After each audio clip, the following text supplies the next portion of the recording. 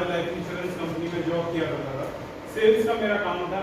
और जो व्यक्ति सेल्स का काम करता है, मार्केटिंग का काम करता है, उसके दिमाग में गलतफहमी रहती है कि बहुत बड़ा चैंपियन है, वो सब कुछ जानता है क्योंकि वो लोगों से डेली मिलता है।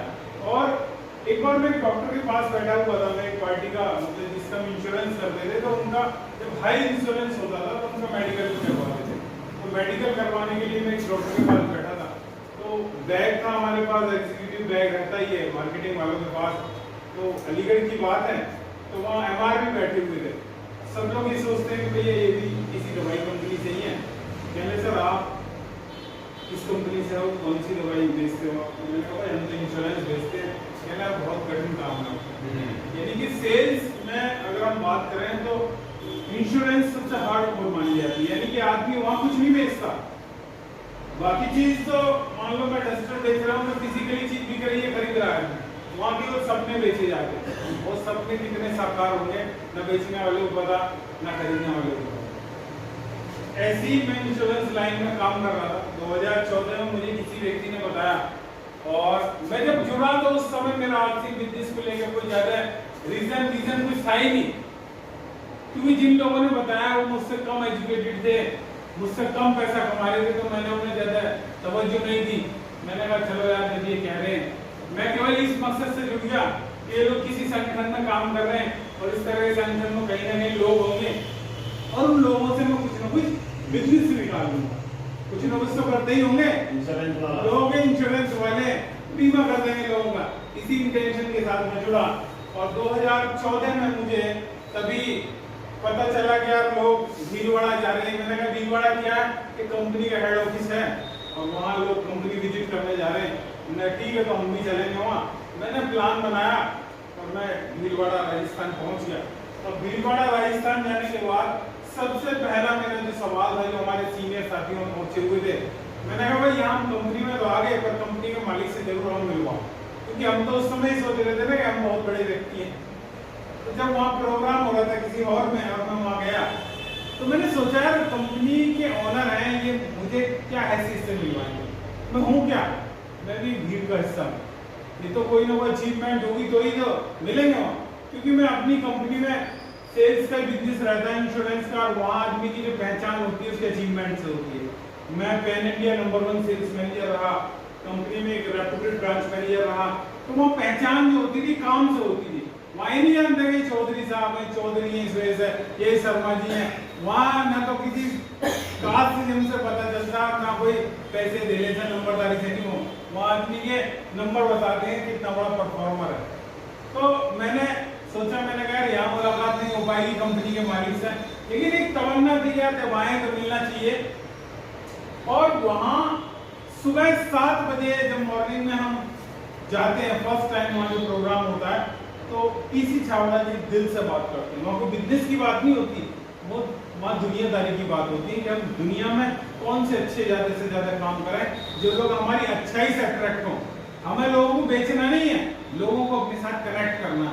अगर हम लोगों की भलाई के बारे में बात करेंगे, उनकी अच्छाई के बारे में बात करेंगे, उनकी ग्रोथ के बारे में बात करेंगे, तो लोग जिंदगी भर हमें नहीं छोड़ के जाएंगे। तो इस तरह की कुछ बात हो रही थी। उन्होंने कहा कि हम लगभग 1 घंटा हम बातचीत करेंगे और इस बातचीत के दौरान जो भी बातचीत होगी उसके बाद कुछ सवाल जवाब हम करेंगे, और उस सवाल जवाबों के जो जवाब देगा उसको पीसी छावड़ा जी के द्वारा, पीसी छावड़ा जी की लिखी हुई किताब जीवन एक खोज, वो गिफ्ट दी जाएगी। तो मेरे जैसे और भी लोग होंगे जो तमन्ना में होंगे कि भाई हम भी सही जवाब देंगे।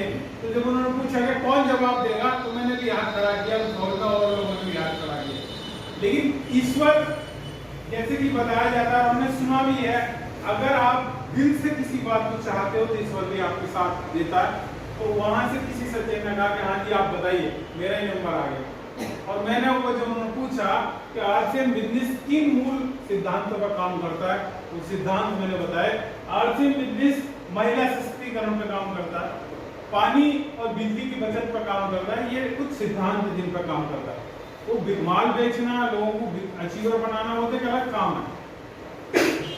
नशा मुक्ति पर काम करता है। कुछ ऐसे बेसिक भी काम है, नैतिक काम, जिसको आरसीएम बिजनेस काम करता है। तो मैंने बताया, मुझे वहाँ बुलाया गया, पीसी छावड़ा जी के द्वारा मुझे किताब मिली फर्स्ट टाइम, और मैंने सुना समझा किसी छाबड़ा जी को, और मुझे पता चला कि जिंदगी में अगर कोई काम करने लायक है तो ये आरसीएम बिजनेस है। ये आरसीएम बिजनेस से काम नहीं है, जिंदगी है। अगर आप इस काम को करेंगे तो जिंदगी में एक आदर्श व्यक्ति को जो काम करने चाहिए वो सारी चीजें यहाँ मिलती हैं। पैसा यहाँ अनलिमिटेड मिलता है, बाहर अनलिमिटेड का कोई ऑप्शन ही नहीं है।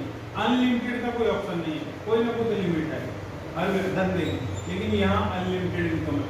यहाँ सम्मान अनलिमिटेड मिलता है। बाहर लोग सम्मान के लिए पैसा खर्च करते हैं, क्या 2 लाख रुपए ले लो, तुम्हारा हमसे करवा लेना, ऐसा होता है। कभी मैं कुछ दिन पहले धनकौर क्षेत्र में था, तो वहाँ धनकौर में यही बड़ी चौक के पास ही है धनकौर एक कस्बा, वहाँ बताते हैं वहाँ मेला लगता है जी। तो मेला मैं पीता हूँ काटता है जो पैसे देता है 5 लाख 10 लाख 20 लाख रुपए, तो किस लिए दे रहे हैं? सम्मान के लिए। तो यहाँ वो एक कंप्लीट पैकेज उन्होंने बताया और मुझे समझ में आया कि नहीं यार काम तो अच्छा है, करना चाहिए। और जैसे कि मैं सेल्स में रहा हूँ तो लोगों से मिलना जुलना रहता था मेरा, तो जब मैं लोगों से मिलता था तो लोग कुछ ना कुछ अपने भी सुनाते थे। उन्हें लगता था यार ये जो बीमा बेच सकता है तो हमारी कंपनी का काम भी कर सकता है। जैसे कि अलग अलग कंपनियां नेटवर्क मार्केटिंग की काम कर रही थी, तो मुझे बताते थे, समझाते थे, लेकिन मेरा कभी दिल गवाही नहीं देता क्या ये काम सही नहीं। कभी कभी ऐसा भी होता था कि प्रेशर में आके मुझे उनकी बात माननी भी पड़ती थी, पर मैंने वो भी रिकमेंड नहीं किया। मुझे ये रहता था चलो यार इसके कहने से 10,000 रुपये का अगर ये कहीं जुड़ना भी पड़ रहा है मुझे, तो मैं इससे ज़्यादा इससे बिजनेस खेलूंगा। लेकिन आरसीएम बिजनेस पे आज जो मेरी जो खोज थी वो खत्म हो गई, क्योंकि ये एक ऐसा बिजनेस है जिसे व्यक्ति हर व्यक्ति कर सकता है। हर व्यक्ति समाज में किसी भी लेवल का कोई व्यक्ति है, चाहे किसी हर कैटेगरी का है, वो भी कर सकता है। और कोई अगर निचले पायदान पे है, वो इनकम के लेवल पे नीचे हो, चाहे एजुकेशन के लेवल पे नीचे हो, वो सब लोग इस काम को कर सकते हैं। और आपने देखा भी होगा यहाँ भिन्न भिन्न प्रोफेशन के लोग हैं, यहाँ से भी लोग हैं, जैसे सर बैठे हुए इंजीनियर साहब भी हैं, फौजी सर भी हैं, और भी मैं प्रोफेशनली लोगों को ज़्यादा नहीं जानता, पुलिस वाले भी हैं, और श्री राम कृष्ण के योद्धा भी हैं, जो भी टेक्निकल फील्ड से जुड़े हुए लोग हैं। तो ये एक ऐसा काम है जिसे सब लोग कर सकते हैं, और जिस काम को सब लोग कर सकते हैं वो काम ज़्यादा हो सकता है। ज़्यादा हो सकता है क्योंकि जब मैं इंश्योरेंस में था तो वहाँ अगर एजेंट का भी रिक्रूटमेंट करना पड़ता था, तो वहाँ कंडीशन थी कि भाई ग्रामीण क्षेत्र का 10वीं और शहरी क्षेत्र का 12वीं इतना होना चाहिए। कुछ लोग ऐसे भी थे जो 8वीं थे, लेकिन वो ज़्यादा अच्छा बेच सकते थे, लेकिन वहाँ क्राइटेरिया था कि 10वीं से नीचे तो चलेगा ही नहीं। लेकिन ये एक ऐसा काम है जहाँ आदमी के अंदर ये सब चीज़ें हैं, ये वाली चीज़ें, तो वो इस बिजनेस को कर सकता है। और इन सब काम करने के लिए कहीं से किसी यूनिवर्सिटी की जरूरत नहीं है, ये आदमी की स्वयं प्रेरणा से उत्पन्न होती है, हर व्यक्ति कर सकता है। और मैंने इसमें देखा भी है, ऐसे ऐसे अचीवर्स भी देखे हैं जो एजुकेशन वाइज कुछ नहीं थे, उन्होंने एक ड्रीम बनाया कि मैं अपनी इस लाइफ से कुछ बड़ा करना चाहता हूँ, मैं जो लाइफ जो जी रहा हूँ ना, इस लाइफ से सेटिस्फाई नहीं है, मैं कुछ बदलाव चाहता हूँ। और लोगों ने इन सब पॉइंटों पर काम किया, वो बदलाव उन्होंने किए। तो आरसीएम बिजनेस क्या है, फौजी सर ने समझा ही दिया है, सर ने भी बहुत अच्छी एजुकेशन दी है। मैं कुछ पॉइंट है जिनको लेकर बातचीत करूंगा और बाद में हम बैठ के बात करेंगे, क्योंकि काफी जानकारी यहाँ पे मिल चुकी है और लोगों को जानकारियाँ तो हैं, सबको अपने अपने फील्ड की, सब लोग अपने अपने फील्ड के चैंपियन भी हैं। मैं भी अपने आप को चैंपियन ही मानता था, लेकिन मुझे पता चला कि आपको जो जानकारी है वो आपको मिलेगी। इस बिजनेस में भी आप कामयाब होना चाहते हो तो ये एक अलग तरह की इंडस्ट्री है और एक अलग तरह का काम है, क्योंकि ये एक ऐसा काम है जो इस धंधे में सर जैसे कि बता रहे थे लोग कि मैं 500 रुपये कमाता हूँ, यानी कि 500 रुपये महीने में लोग कमा रहे हैं और इसी बिजनेस में 5 लाख रुपये भी कमा रहे हैं आरसीएम बिजनेस में। और आप वर्ल्ड वाइज देखें, इंटरनेशनल लेवल पे भी आप देखें, ऐसे भी लोग हैं जो 500 करोड़ रुपए बिजनेस से कमा रहे हैं, वो भी यही काम करते हैं। तो जब ऐसी भी संभावना किसी काम की है तो उसे सीखना जरूरी है नहीं? yes. तो ये सीखने का मैंने मन बनाया और लगातार जिनके माध्यम से मैं सीख रहा हूँ, गुरुदेव सुनील शर्मा जी के लिए एक बार जबरदस्त है, क्योंकि दोस्तों इस बिजनेस में ज्वाइन तो कोई किसी को भी करवा सकता है, कोई भी किसी को मिला और ज्वाइन करवा दिया, लेकिन आपको एक्सपोज कौन देगा, आपको विजन कौन देगा, जो आपसे ज्यादा जानता हो। भाई आदमी उसी की तो सुनेगा समझेगा। तो इस बिजनेस में सीखने सिखाने के लिए बहुत एक से धुरंधर पड़ा हुआ है, जहाँ आपका माइंड सेट हो जाए यार ये व्यक्ति मुझे सिखा सकता है, इस व्यक्ति की बात मुझे समझ में आती है, उस व्यक्ति के साथ आप अपनी मीटिंग बनाइए और काम करना स्टार्ट कीजिए। ठीक है, तो ये क्या है आरसी बिजनेस, क्यों हमें करना चाहिए, छोटी सी बातों के बारे में मैं बातचीत करूँगा। और अगर किसी व्यक्ति का किसी बिजनेस को करने का अगर क्यों क्लियर हो जाए कि मुझे क्यों करना चाहिए, तो वो 100% करेगा।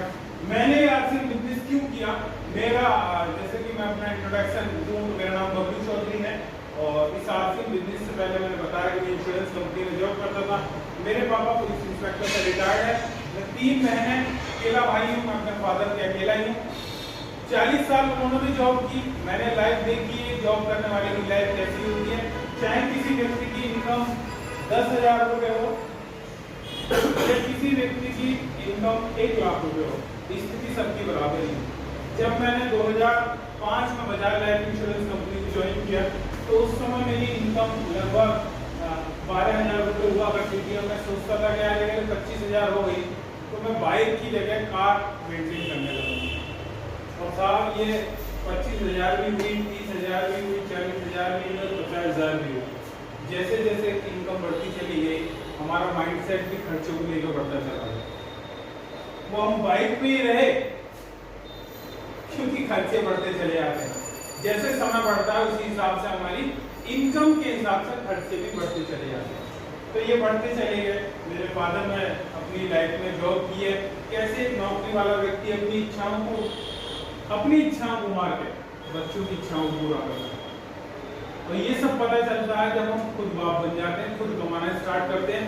जब मैं पढ़ता था तो उस समय लगभग 1,000-1,500 रुपये जूते पहनना मुझे एक आम बात लगती, लेकिन जब मैं खुद कमाने लगा तो मुझे पता लगा ये क्या बच्चों के लिए न करना।